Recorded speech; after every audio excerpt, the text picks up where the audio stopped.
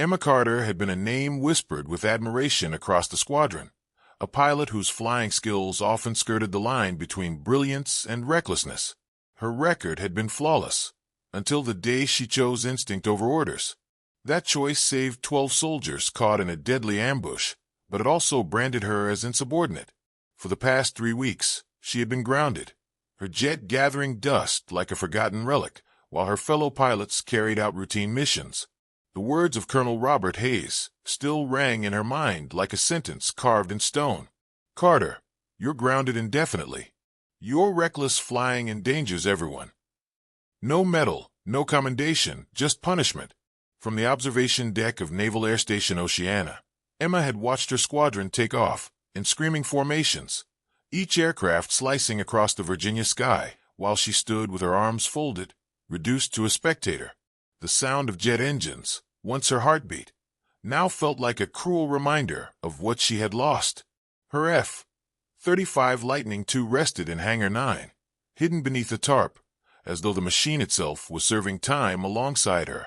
She couldn't help but replay the mission in Syria in her head, how Alpha Squad had been pinned down under relentless fire, artillery support still 20 minutes away, and how she had known those soldiers would not survive if she simply circled the skies, waiting. So she dove. Against orders, against logic, against survival odds. A vertical plummet, the jet howling as if alive, precision fire neutralizing enemy positions within mere yards of friendly forces. She had landed to applause from soldiers whose lives she saved, only to face fury from the chain of command. Now, 3 weeks later, that fury still held her in chains. "Just admiring the view?" a familiar voice asked. Emma turned to find Lieutenant Sophia Lee standing nearby, holding 2 steaming cups of coffee. Sophia was one of the few who hadn't cut ties after the grounding. Most of the squadron had chosen distance. No one wanted their reputation stained by association. Emma accepted the cup with a grateful nod. "Admiring the view of my F-35 collecting dust," Emma muttered. "And of everyone else flying missions I should be leading." Sophia leaned on the railing beside her, eyes scanning the runway as crews prepared another sortie. "Some of us think what you did in Syria was exactly what needed to be done. Tell that to the review board." "I did. Didn't seem to matter." Emma smirked without humor. The board didn't care about outcomes. They cared about obedience.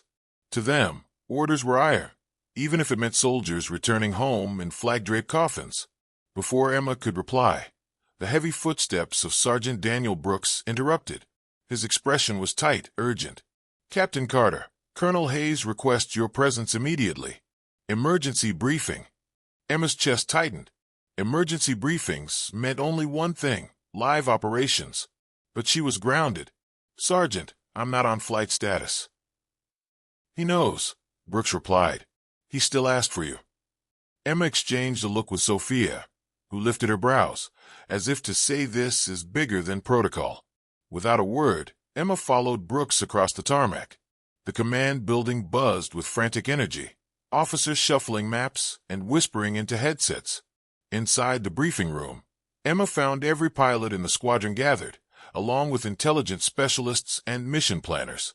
Colonel Hayes stood at the front, shoulders stiff, face drawn in a way that unsettled her. She had seen him angry. She had seen him stern, but never afraid. "Ladies and gentlemen," Hayes began, his voice carrying an edge, "we have a crisis." A satellite map of Afghanistan flickered onto the main screen, highlighting a mountainous region marked with red indicators. Hayes's tone deepened. At 0347 hours, a convoy was ambushed in Kandahar province. 2 high-value personnel were captured: General Patricia Coleman, chairman of the Joint Chiefs, and General Michael Grant, NATO's supreme commander. A silence cut through the room. Even Emma's breath caught. The capture of 2 4-star generals was not just a tactical disaster. It was a national crisis. Hayes continued. "Initial rescue attempts have failed. 2 helicopters and 1 F-16 have already been lost to surface-to-air missiles.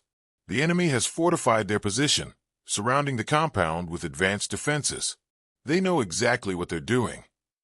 The map zoomed in on the compound, a fortress nestled within a valley, ridges forming natural walls, defensive batteries locking down every possible approach. Major Grant, the squadron's most seasoned pilot, raised his hand. "What's the objective? Extraction or elimination?" "Extraction," Hayes replied firmly. "Drone surveillance confirms the generals are alive, but they'll be moved within 6 hours. This is our only window." Emma studied the tactical display. Every standard route was covered by overlapping fire. No conventional strike could succeed. Her pulse quickened, not out of fear, but recognition. She saw possibilities where others saw dead ends. She stood before she realized she was speaking. "Sir, what about non-conventional vectors?" Heads turned. The room bristled. Hayes locked eyes with her. "Explain." "If a pilot used the terrain, valleys, ridges, to mask approach, coming in at near supersonic speeds, they could bypass radar and strike defensive positions before a response. The margin for error would be 0, but it could work." "You're talking about threading a needle at Mach speed," Major Grant said, disbelief in his tone. "One mistake and you're a fireball." Emma's jaw tightened. "The margin for error is already 0. Those generals die if we stick to the playbook." The room went still. Hayes studied her, his silence heavier than words. Emma knew what he was weighing. The risk of entrusting the mission to a grounded pilot against the certainty of failure with standard tactics. Finally, he spoke. "Captain Carter, step outside." As Emma followed him into the corridor, her heart hammered. She had wanted to fly again, to prove herself, but not like this. This was no simulation. This was a gamble with the highest stakes imaginable. Hayes turned, his voice low. "Emma, the maneuver in Syria. Was it necessary, or were you showing off?" Her throat tightened, but she held his gaze. "Sir, it was the only way to save those soldiers. I'd make the same choice again." Hayes studied her, the weight of command etched into his face. "And this mission? Can you fly that approach without getting yourself killed?" Emma inhaled, steady. "I can't guarantee survival, sir, but I can guarantee that if no one tries, those generals are already dead." The corridor outside the briefing room was silent except for the low hum of fluorescent lights. Colonel Hayes stood with his arms crossed, his expression unreadable, weighing the kind of decision that could ruin careers or save lives. Emma Carter kept her shoulders squared, though her pulse thundered in her chest. She had already gambled once in Syria, choosing instinct over orders. Now fate was asking her to gamble again. Only this time, the stakes were far greater. Hayes's eyes narrowed. "You believe you're the one pilot who can pull this off?" Emma didn't flinch. "Sir, I've been grounded for 3 weeks.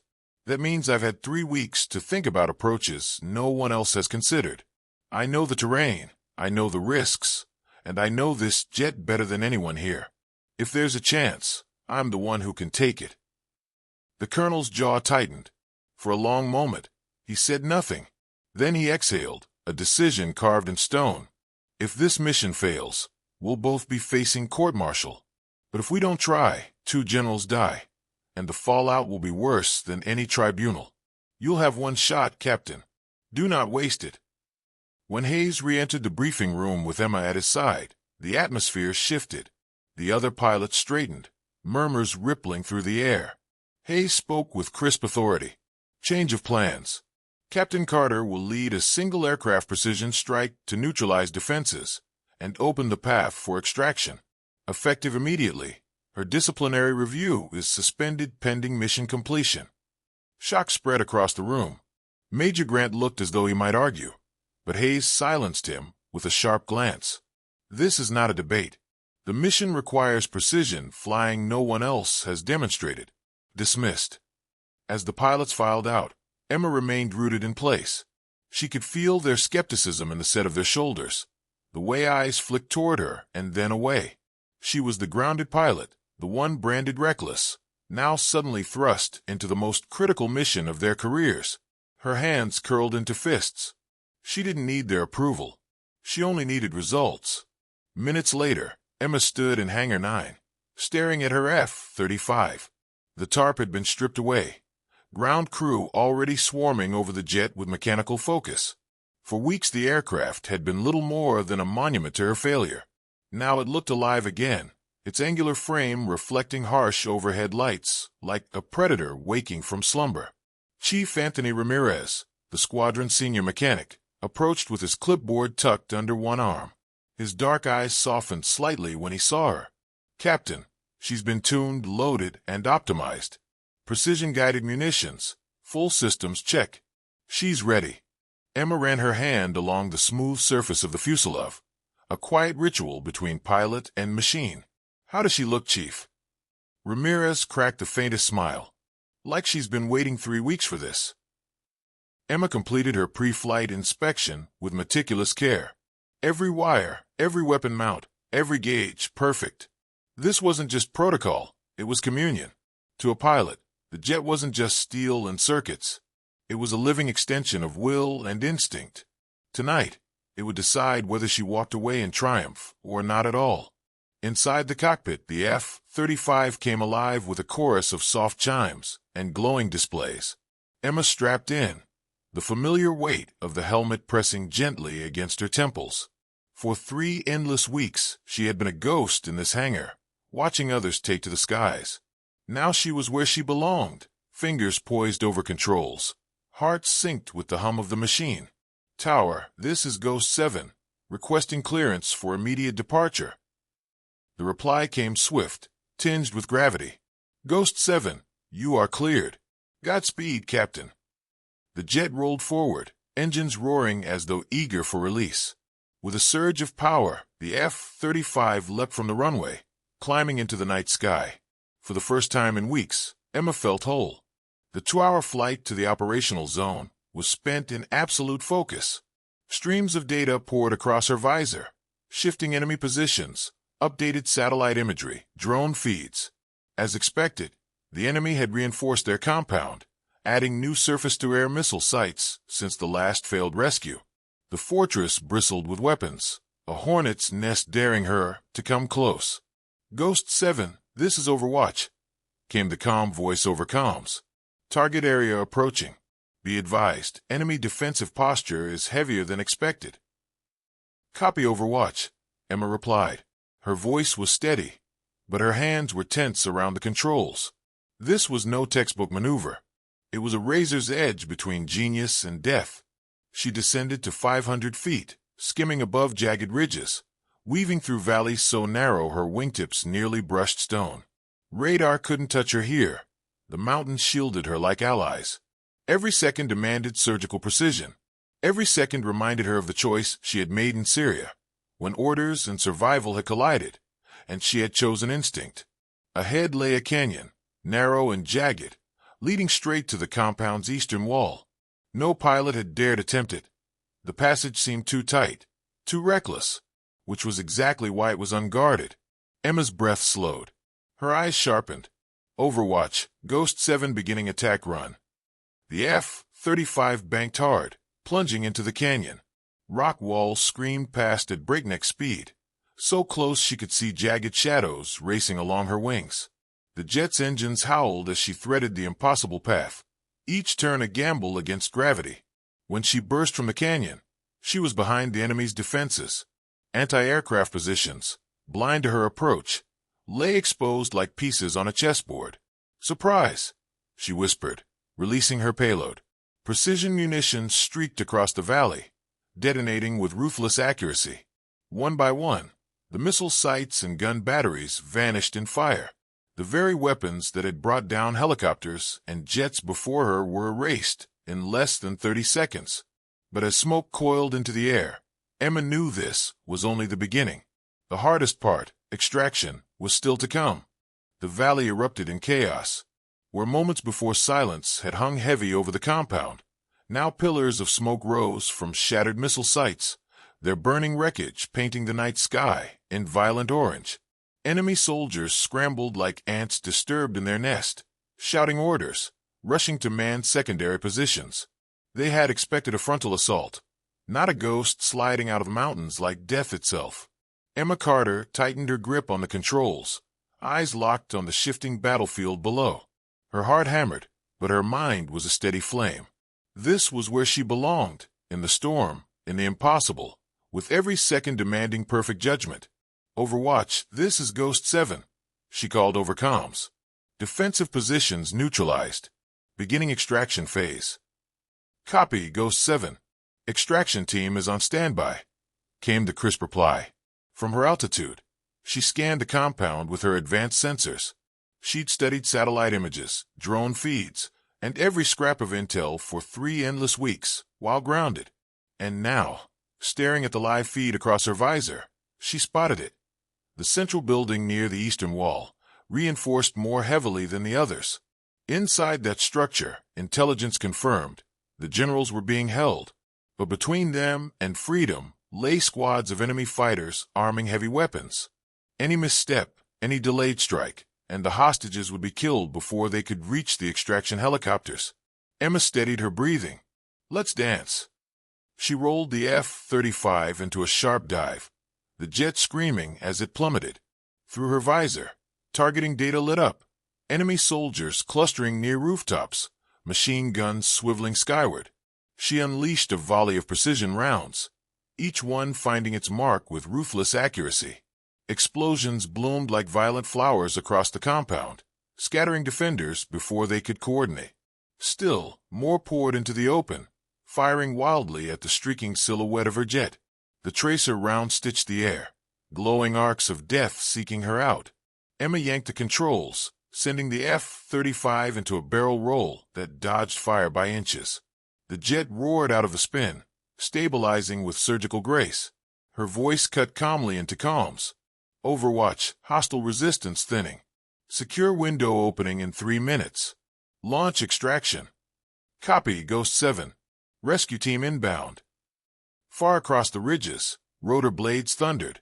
Twin helicopters emerged from darkness, hugging the terrain low and fast, their lights blacked out.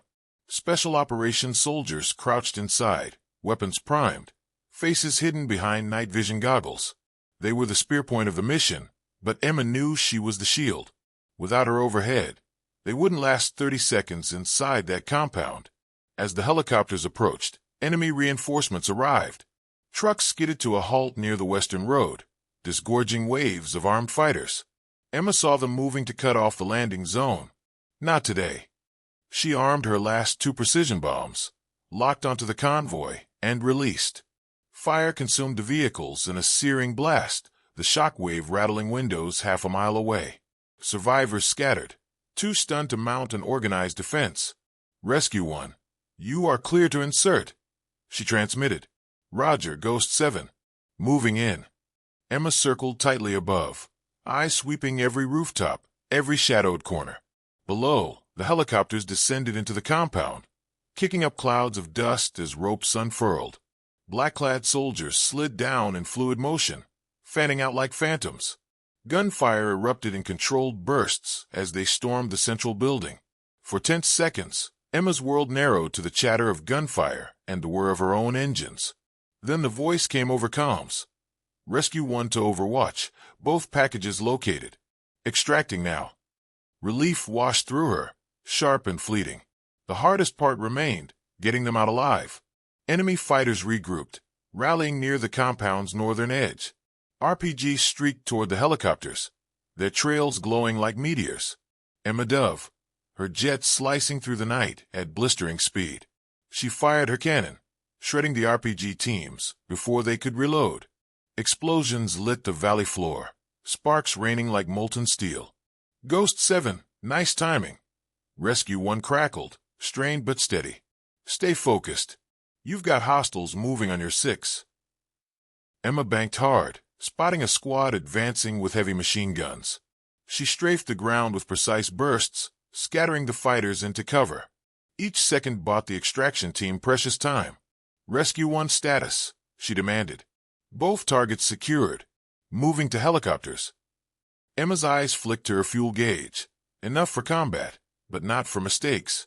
She scanned the horizon. Enemy reinforcements wouldn't stop. They knew the value of their captives. They'd throw everything into keeping them. Overwatch, Ghost 7. Recommend immediate exfil. Copy, Ghost 7. Rescue team loading now. The compound below was a hornet's nest of gunfire and chaos, but through the smoke Emma spotted them. Two figures hustled out by commandos, heads low, arms held for balance. General Coleman and General Grant. Alive. Rescue 1 to Ghost 7. Packages secured. Lifting now. The helicopters clawed into the air, rotors tearing through smoke. Enemy fire stitched the night sky, tracer rounds arching upward in furious streams. Emma rolled into another dive, unleashing suppressive fire across the ridges, tearing apart nests of resistance. Clear path, Rescue 1. Get them out. The helicopters surged forward, racing into the dark, fading specks against the horizon. Emma lingered above, her jet prowling like a guardian wolf, ensuring no pursuit gained traction. Only when she saw the extraction birds disappear beyond the mountains did she finally exhale.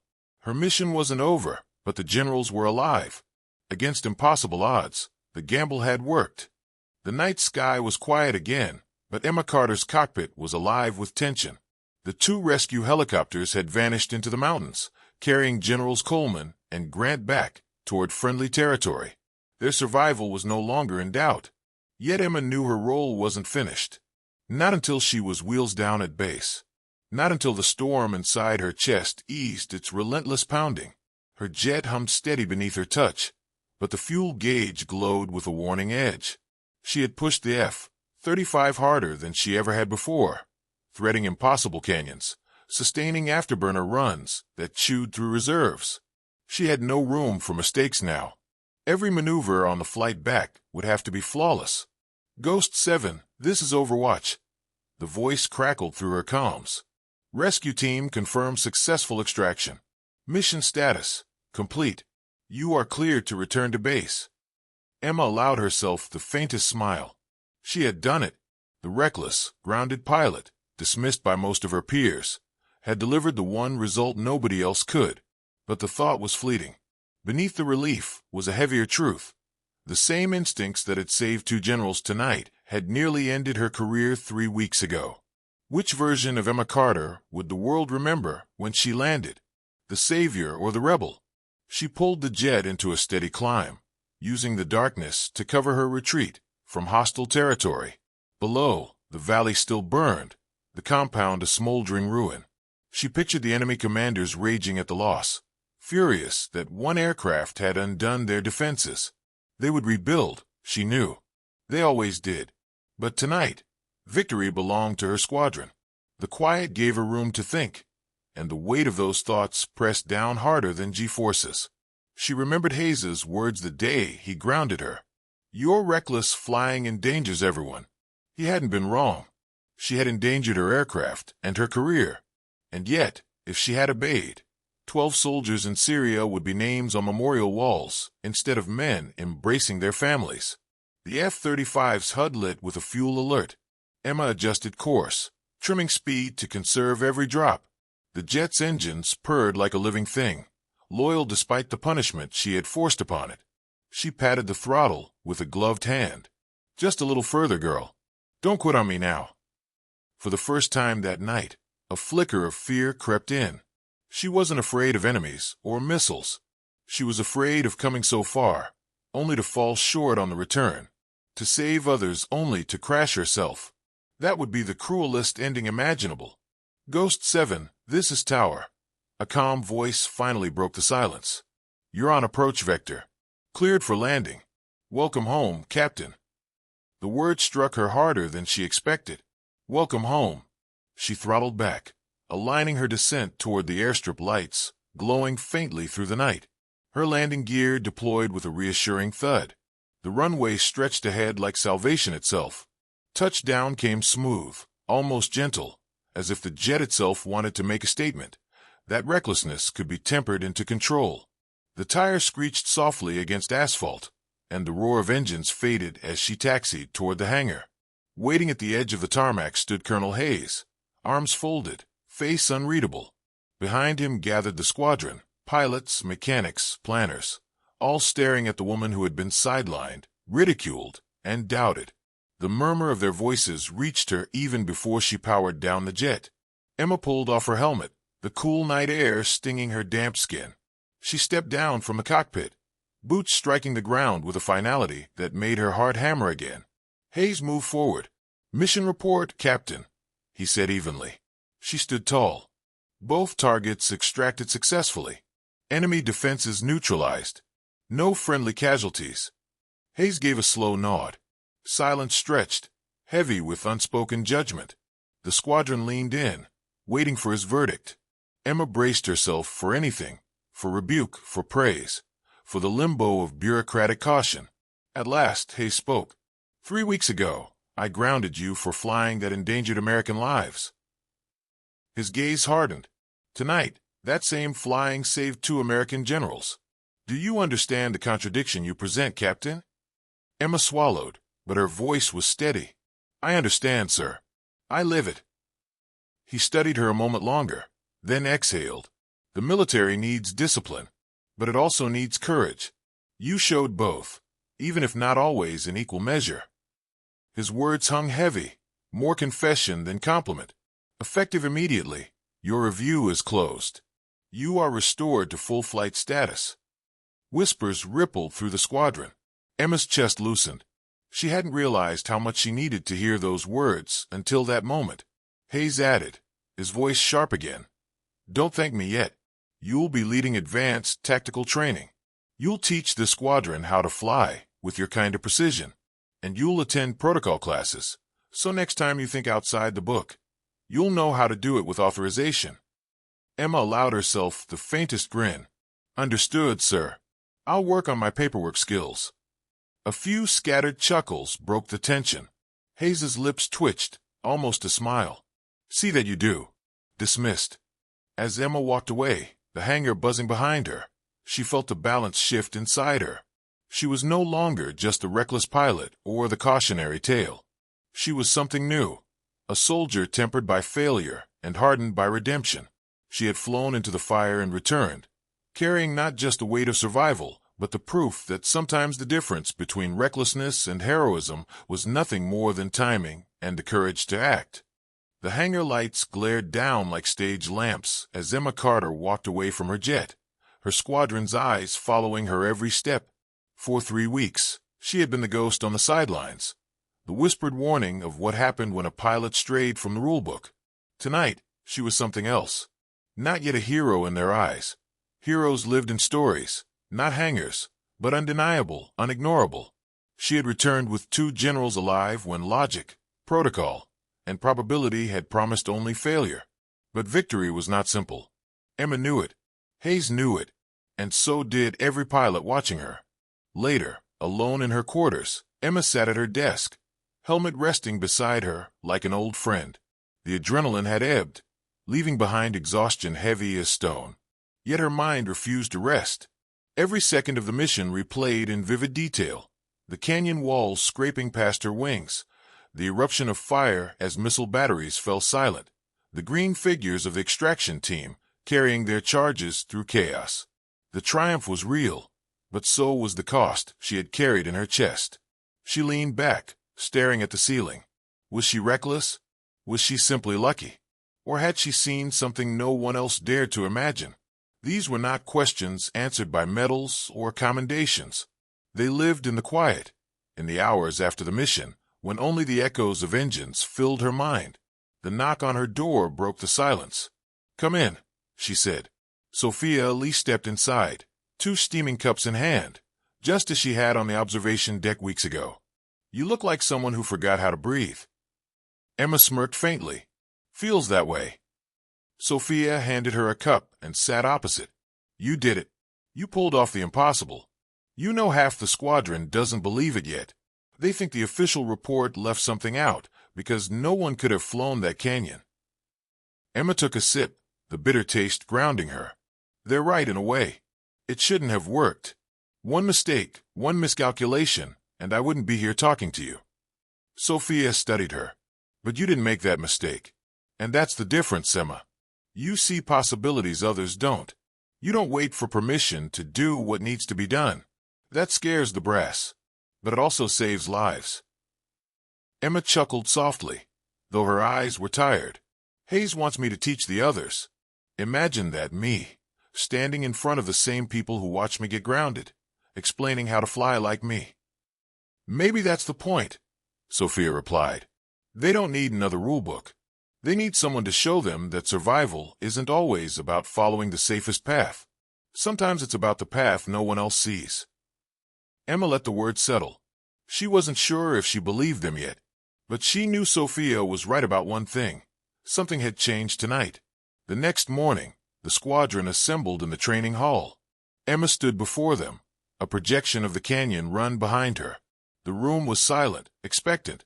She saw the doubt in their eyes, the curiosity, even resentment. But she also saw respect, cautious and new. She began without preamble. What you see behind me is the path that wasn't supposed to exist. Every textbook said this canyon was impassable. Too narrow, too dangerous.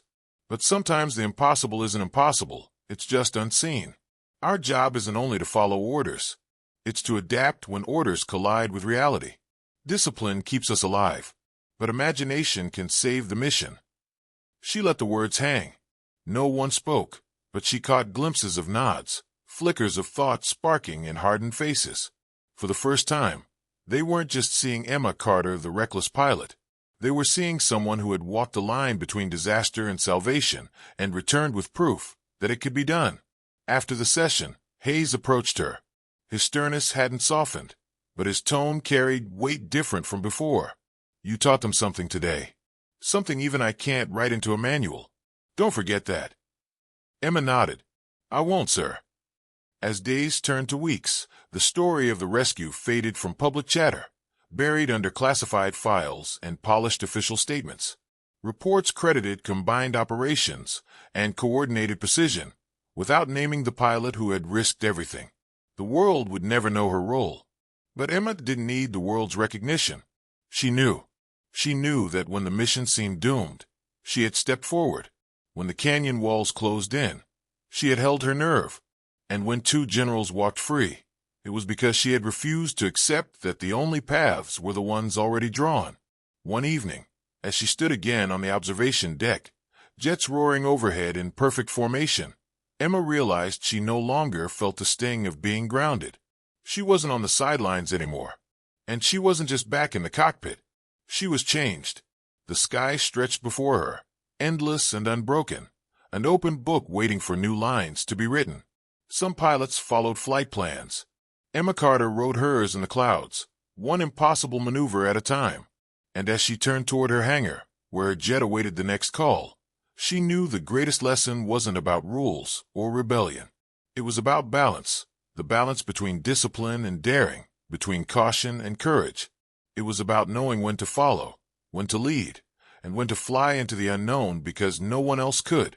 The world would never hear her name in reports, but in the silence of her heart, Emma carried a truth that would guide her for the rest of her days. That sometimes survival, sometimes victory, wasn't about obeying or defying. It was about daring to see the sky differently, and having the courage to fly through it.